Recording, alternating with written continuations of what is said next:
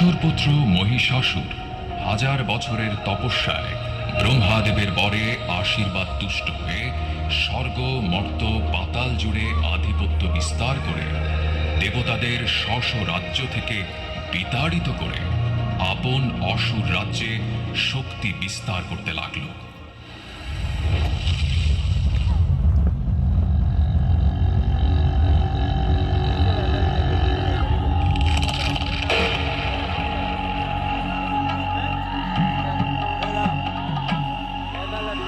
অসুরের এই অত্যাচার হতে রক্ষা পাওয়ার কি কোনো উপায় নেই? স্বর্গলোকে দেবতাদের এহেন পরিণতি মানে মহাপ্রলয়ের প্রারম্ভিকতা। এই দুর্যোগ থেকে নিস্তার কল্যাণে আসুন আমরা সকলে ব্রহ্মাস্তুতি অর্পণ করি। দেবতাদের মুখে এত বিচলিত ভাব, এ তো বিস্ময়কর। ব্রহ্মাদেব, আজ আমরা প্রত্যেকে আমাদের রাজ্য থেকে বিতাড়িত। আপনার দেয়া বর পেয়ে মহিষাসুর স্বর্গ মর্ত পাতাল বিজয়ী হয়েছে। সমস্ত কিছু এখন তার পদতলে। হেন বিপর্যয় থেকে আমাদের রক্ষা করুন দেবতা। আমি তাকে বর দিয়েছি, তাকে কোনো পুরুষ পরাজিত করতে পারবে না। তবে কি ব্রহ্মাদেব এ ধ্বংসের কোনো নিস্তার নেই?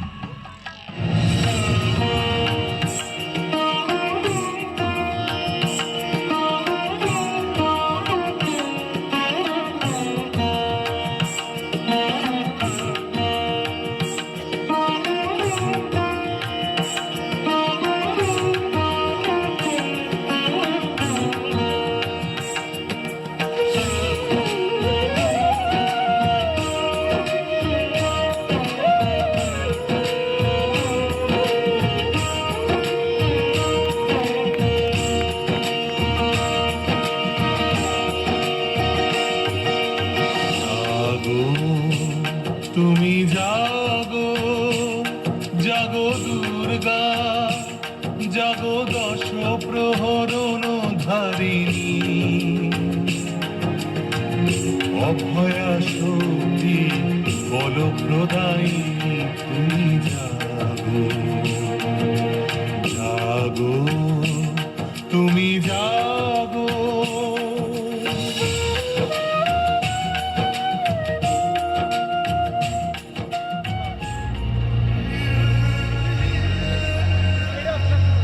অতঃপর ব্রহ্মা বিষ্ণু মহেশ্বরের ত্রিনয়নের রশ্মি থেকে সৃষ্টি হল কাত্যায়নী দেবী দুর্গা।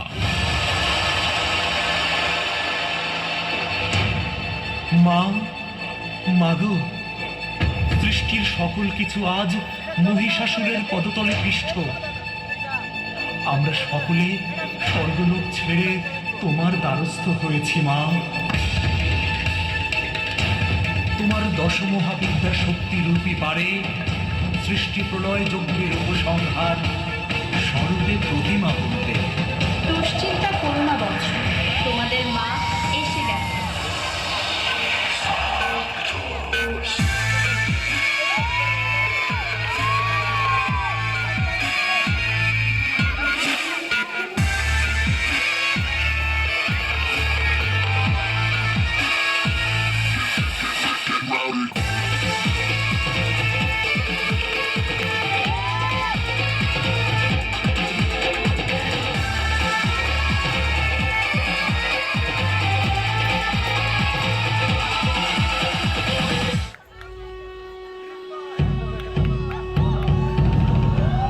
আসছে এই শঙ্খধ্বনি, যা কানের ভিতর বাহির ঝাঁঝালো করে তুলছে। সেনাপতি চিক্কর, আর এত সাহস! মহিষাসুর রাজ্যে যুদ্ধের দামামা বাজায়? তার জীবন ক্রিয়া ধ্বংস করে দাও, মুষ্টি হস্তে দমন করে দাও। একটি নারী অসামান্য শক্তিদান, ভারতের সেনাপতি চিক্কর সহ বেশিরভাগ অসুর মারা গেছে। নারী?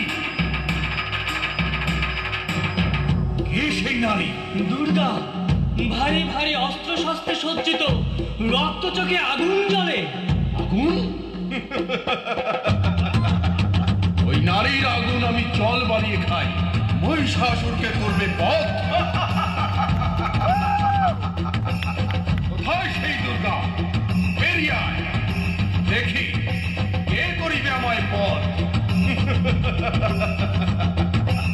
স্বর্গ মর্ত পাতালের সকল দেবতা একসাথে হলেও মহিষাসুরকে বধ করা সম্ভব নয়। মহিষাসুরের কাছে বধ হয়েছে হৃষ্ট পুষ্ট জনৈক দেবতাগণ। এই বাতাসকে আমি মুষ্টিতে বাঁধি, আর একটা নারী করবে আমায় বধ। ওরে স্মৃতিভ্রষ্ট নির্বোধ, মনে করে দেখ, ব্রহ্মাদেবের যে বরে তুই অমর হয়েছিস, সেই বরেই তোকে বলে দিয়েছিল তোর ধ্বংস হবে আদ্যাশক্তি কাত্যায়নী নারীর হস্তে।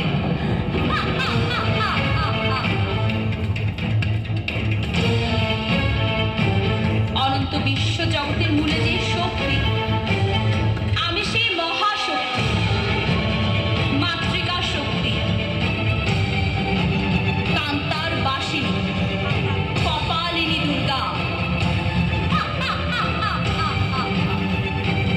বিচার বুদ্ধিহীন স্বর্গলোকের দেবতাগণ হয়তো একটা নারীর কোমলে পরাক্রম যোগ করতে পারে, কিন্তু স্বর্গমর্ত পাতালে চষে বেড়ানো মহিষাসুর কখনোই একটা নারীর আঁচলের নিচে বিনত হতে পারে না। আত্ম অহংকারের তরঙ্গ বেগে তোর বুদ্ধি শক্তি, বিচার শক্তি সব ক্ষীণ হয়ে গেছে। তোর ধ্বংস এবার সুনিশ্চিত।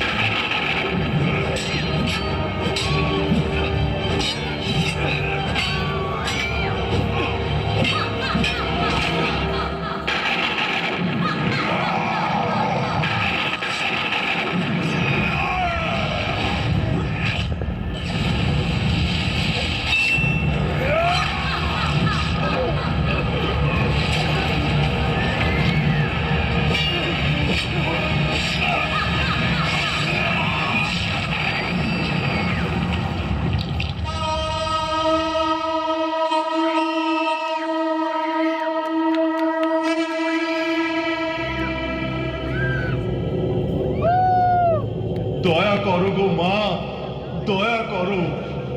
তোমার দীন দয়া অভাব পুত্র ভুলে গিয়েছিল তার মাতৃকা শক্তি। আমি পাপ করেছি, পাপের সাগরে রক্তের নেশায় ভেসেছি। আমাকে তোমার পদতলে স্থান দাও মা। তুমি জগৎ বাসিনী, দুর্গতি নাশিনী, দুর্গা, দুর্গা।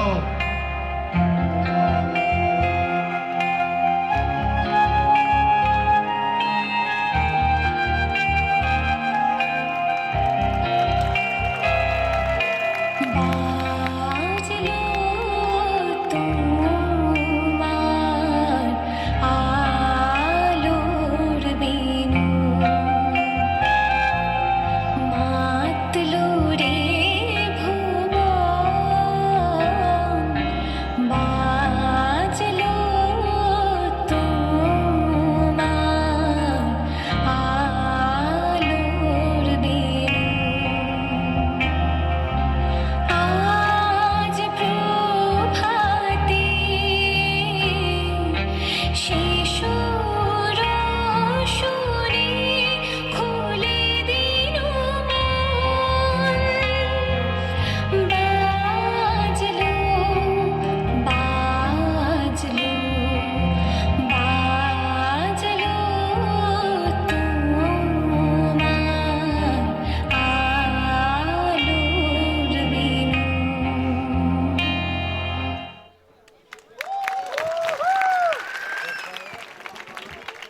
সম্মানিত সুধী, আমাদের আজকের এই নৃত্যনাট্যের যারা, এটাই আমাদের অসাম্প্রদায়িক বাংলাদেশের শতরূপা। মনুকে বলা হয় স্বয়ং, তার স্ত্রী হলেন শতরূপা। মনুসংহিতায় মনুপুরাণ অনুযায়ী মনুর জন্ম ব্রহ্মার দেহ হতে উদ্ভূত, তাই তার নাম স্বয়ম্ভু মনু, তার স্ত্রী শতরূপা।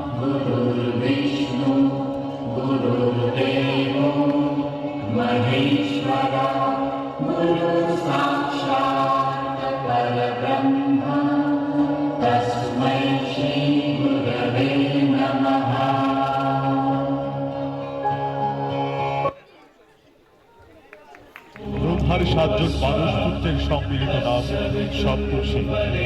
মহাভারতের শান্তি পর্বের অষ্টাধিকতম অধ্যায়ের প্রজাপতি বিবরণ সৃষ্টি বিস্তারে বলা হয়েছে, প্রথমে কেবল একমাত্র সনাতন ভগবান ব্রহ্মা বিদ্যমান ছিলেন।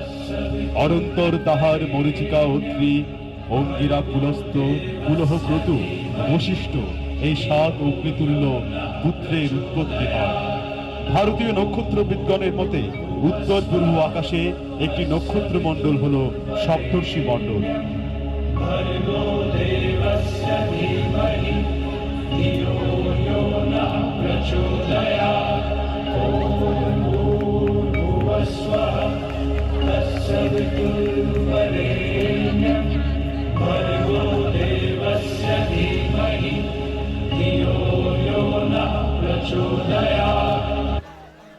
ব্রহ্মা দেবর্ষি নারদের সৃষ্টি করার ভার গ্রহণ করতে বলেছিলেন, কিন্তু সৃষ্টির সাধনা ভগবত প্রাপ্তিতে বিঘ্ন সৃষ্টির আশায় তাকে রাজি না হওয়ায় ব্রহ্মা অভিশাপে নারদকে গন্ধর্ব মানবজনিত জন্মগ্রহণ করতে হয়েছিল। তাছাড়া নারদের জন্ম নিয়ে বিভিন্ন পুরাণে বিভিন্ন রকমের কথা উল্লেখ রয়েছে।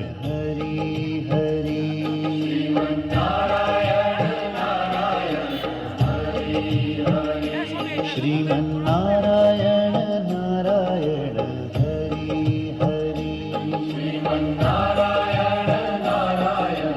हरि हरि সেই যুগের মহিলা অত্যন্ত বেদজ্ঞ হতেন, উপবীত হতেন, ধারণ করতেন, যজ্ঞে অংশগ্রহণ করতেন। অন্যান্যদের পণ্ডিতদের সাথে তারা তর্ক বিতর্ক করতেন। এদের বলা হতো ব্রহ্মবাদিনী। এটা রাজা, প্রজা, পণ্ডিত, অপমর, চণ্ডাল মানুষের কাছে খুব সম্মান পেতেন। গার্গী ছিলেন তেমনই একজন। তিনি সম্ভবত চিরকুমারী ছিলেন। গার্গী সম্বন্ধে বেশি কিছু জানা যায় না। তার চরিত্রের বিশেষত্বগুলো বৃহদারণ্যক উপনিষদে ফুটে উঠেছে। তিনি অসামান্য মেধাবী, আত্মবিশ্বাসী, নির্ভীক ও পূজোপাত্রে সমান সম্মান জানাতে সদা প্রস্তুত থাকতেন। जय जय सरस्वती। বিষ্ণুর চতুর্থ অবতার। পুরাণ, উপনিষদ ও অন্যান্য প্রাচীন হিন্দু ধর্মগ্রন্থে উল্লেখ রয়েছে তিনি হিন্দুদের জনপ্রিয়তম দেবতাদের অন্যতম। সাধারণত দুষ্টের দমন ও সৃষ্টির পালনের অন্যতম প্রতীক তিনি। প্রাচীন মহাকাব্য, মূর্তিতত্ত্ব, মন্দির, উৎসব ইত্যাদির তথ্য প্রমাণ থেকে জানা যায় 1000 বছরের বেশি তার পূজা প্রচলিত হয়। নৃসিংহদেবকে সূর্যের মূর্তিস্বরূপ এবং তার মন্ত্র শত্রু নিধন, অমঙ্গল দূরীকরণে বিশেষ ফলপ্রসূ মনে করা হয়। তাই অতীতে সকল যোদ্ধা শাসকরা নৃসিংহদেবের পূজা করতেন।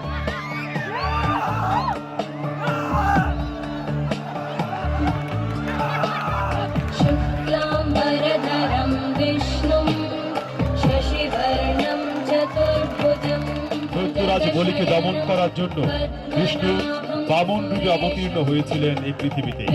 পুরাণে বামন অবতার নামে তিনি পরিচিত। মৎস্য পুরাণের মতে অসুরদের দ্বারা দেবতারা যখন পরাজিত হয়েছিলেন তার আশ্রয় নিয়েছিল তারা। कान्तं कमलनयनं योगिभिर्ध्यानगम्यं वन्दे विष्णुं भवभयहरं सर्वलोकैकनाथं वन्दे विष्णुं भवभयहरं सर्वलोकैकनाथं। তিনি ত্রেতা যুগে এবং দাপর যুগে বর্তমান ছিলেন। পরশুরামের পিতা যমদগ্নি ব্রাহ্মণ হলেও মা রেণুকা ছিলেন ক্ষত্রিয়। কঠোর তপস্যা করে তিনি শিবের নিকট পরশু লাভ করেন এবং যুদ্ধবিদ্যা শেখেন। কথিত আছে তিনি সমুদ্রের আগ্রাসন থেকে কোঙ্কণ ও মালাবার অঞ্চলকে রক্ষা করেছিলেন। এই কারণে কেরল ও কোঙ্কণ উপকূলীয় অঞ্চলকে পরশুরাম ক্ষেত্র বলা হয়। পরশুরাম ছিলেন ব্রহ্ম ক্ষত্রিয়। তিনি ছিলেন প্রথম যোদ্ধা সন্ত। তার মা অযোধ্যার সূর্য বংশের সন্তান ছিলেন। উল্লেখ্য এই বংশই রামচন্দ্রের জন্ম হয়েছিল।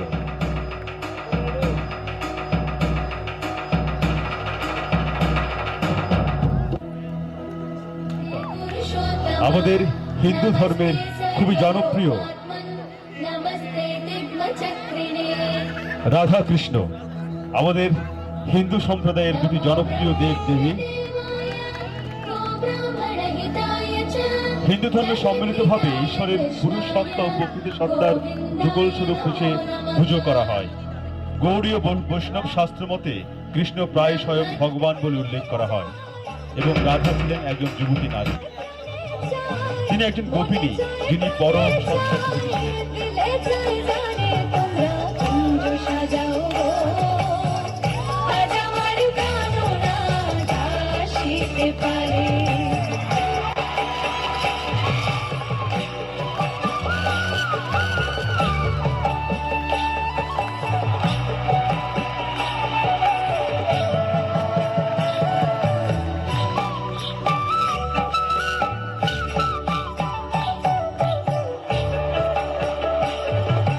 বসন্ত সময় কোকিল ডাকে কুহুসুরে, বসন্ত সময় কোকিল ডাকে কুহুসুরে, যৌবন বসন্ত এমন ডাকে যায় না ঘরে, তোমরা কুঞ্জ সাজাও গো, আজ আমার প্রাণনাথ আসিতে পারে, তোমরা কুঞ্জ সাজাও গো, আজ আমার প্রাণনাথ আসিতে পারে। মীরাবাই ছিলেন বৈষ্ণব ভক্তি আন্দোলনের সন্তধারার প্রধান ব্যক্তিদের অন্যতম।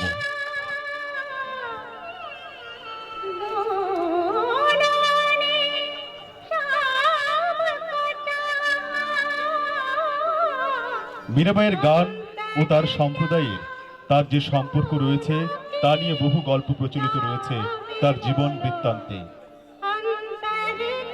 তার জীবন বৃত্তান্ত নিয়ে অবলম্বনে রচিত হয়েছে বিভিন্ন চলচ্চিত্র।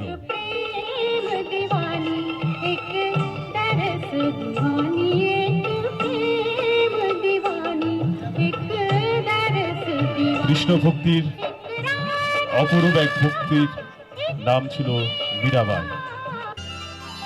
গৌরনিতাই গৌরীয় ভাষ্ণবতে শ্রীকৃষ্ণের অগ্রজ বলরামের অবতার। তিনি ছিলেন শ্রী গৌরাঙ্গ। মহাপ্রভুর প্রথম এবং অন্তরঙ্গ পার্শ্বদ সঙ্গী ছিলেন নিত্যানন্দ। তাদের দুজনকে একত্রে গৌরনিতাই বা নিমাই গৌরনিতাই বলা হতো।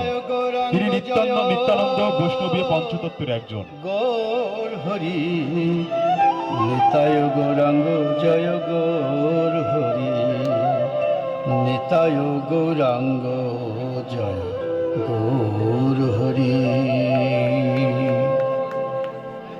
নিতায় গৌরাঙ্গ নিতায় গৌরাঙ্গ। বিবেকানন্দ আমাদের আধুনিক সময়ের সবচেয়ে আমাদের হিন্দু সম্প্রদায়ের প্রভাবকারী, আমাদের যত মত তত পথ, এই আদর্শের প্রদানকারী শ্রীরামকৃষ্ণ পরমহংসদেব, যার স্ত্রী ছিলেন সারদা দেবী। তার একনিষ্ঠ সর্বশ্রেষ্ঠ শিষ্য ছিল স্বামী বিবেকানন্দ, যিনি আমাদের হিন্দু সম্প্রদায়কে, আমাদের হিন্দু সম্প্রদায়ের যে মূল তত্ত্ব তাকে বিশ্ব মাঝে উপস্থাপন করেছিলেন এবং অন্য মাত্রায় নিয়ে গিয়েছিলেন।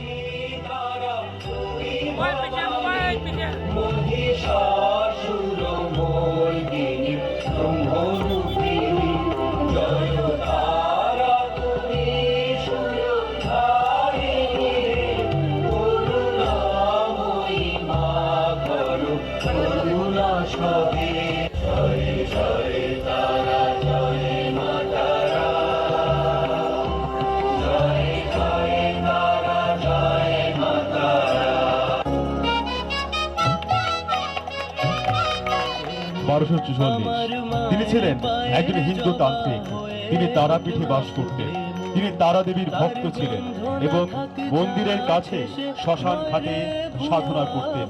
তিনি ছিলেন শ্রীরামকৃষ্ণ পরমহংস দেবের সমসাময়িক সাধক। মায়ের পায়ের জবা হয়ে ওঠ না ফুটে মন, আমার মায়ের পায়ের জবা হয়ে ওঠ না ফুটে মন।